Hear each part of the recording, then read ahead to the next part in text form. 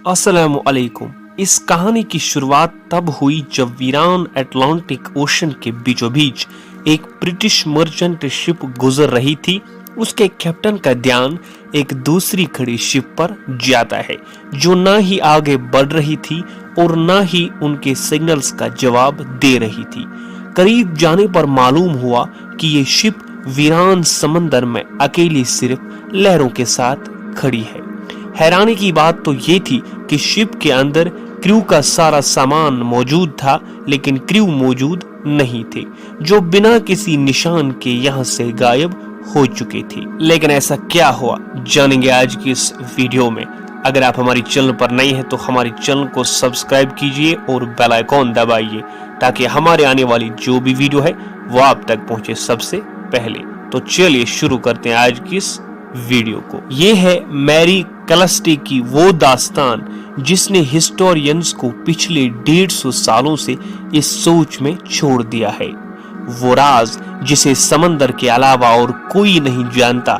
इसी सवाल ने आज तक लोगों को इस सोच में डाल दिया है कि आखिर इस शिप के साथ कौन सा हादसा पेश आया था कि ये सारे लोग गायब हो गए थे।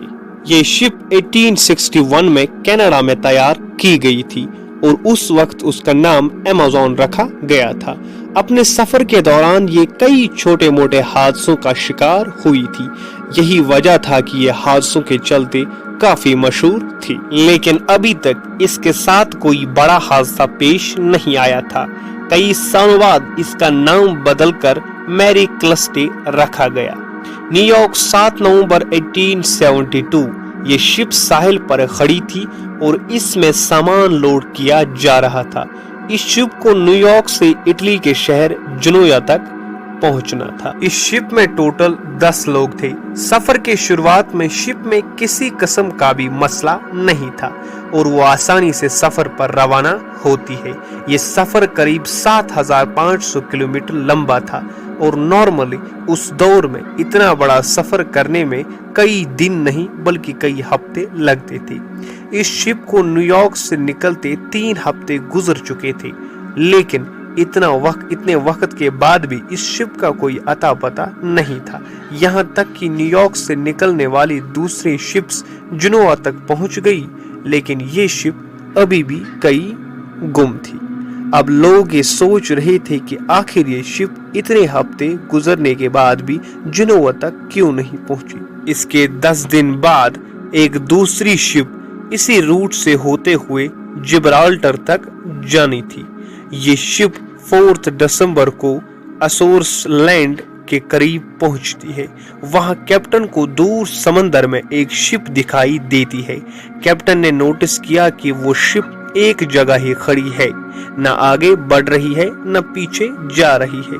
फिर कैप्टन उसके करीब जाते हैं। करीब जाने पर मालूम पड़ा कि ये और कोई नहीं बल्कि उनके दोस्त की मैरी क्लस्टे नामी शिप थी।